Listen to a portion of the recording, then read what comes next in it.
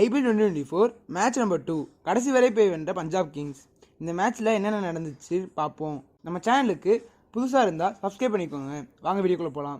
இந்த மேட்ச் பஞ்சாபில் புதுசாக கட்டின Maharaja Yadavindra Singh international cricket stadium முலான்பூரில் நடந்துச்சு. இந்த மேட்ச்சில் இன்னொரு விஷயம் பார்த்தீங்கன்னா, ரிஷப் பண்ட் 14 மந்த்ஸ்க்கு அப்புறம் கிரிக்கெட் ஆக்ஷனில் பேக் ஆயிருக்காரு. இந்த மேட்ச்சில் டாஸ் வின் பண்ண Punjab Kings first bowling choose பண்ணியிருந்தாங்க.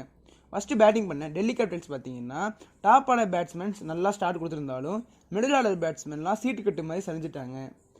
லாஸ்ட்டு 3 ஓவர்ஸ் இருக்கும்போது இம்பேக்ட் பிளேயராக வந்த அபிஷேக் போரல் வேறு மாதிரியாக பொழந்து கட்டினார். அபிஷேக் போரல் 32 ரன்ஸ் ஜஸ்ட் 10 பால்ஸில் அடித்து டெல்லி கேபிட்டல்ஸை 174 ரன்ஸுக்கு கூப்பிட்டு போயிருந்தார். பஞ்சாப் கிங்ஸ் பவுலிங்கில் பார்த்தீங்கன்னா, ஹர்ஷ்தீப் சிங் 4 ஓவர்ஸ் ஃபுல்லாக பவுல் பண்ணி 2 for 28 எடுத்திருந்தார்.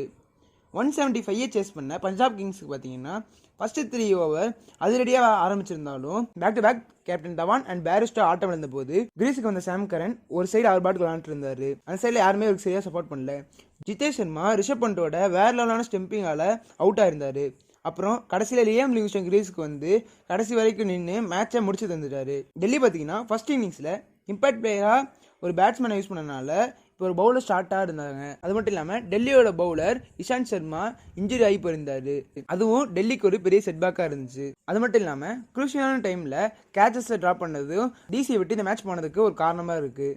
ஃபைனலாக இந்த டார்கெட்டை பார்த்தீங்கன்னா, பஞ்சாப் கிங்ஸ் 19.2 ஓவர்ஸில் 6 விக்கெட் வித்தியாசத்தில் வின் பண்ணியிருந்தாங்க. டெல்லி கேபிட்டல்ஸ் இந்த மேட்சை கடைசி வரைக்கும் போய் தோற்றுருக்காங்க. போக போக இந்த டோர்னமெண்ட் எப்படி போக போகுதுன்னு பார்ப்போம்.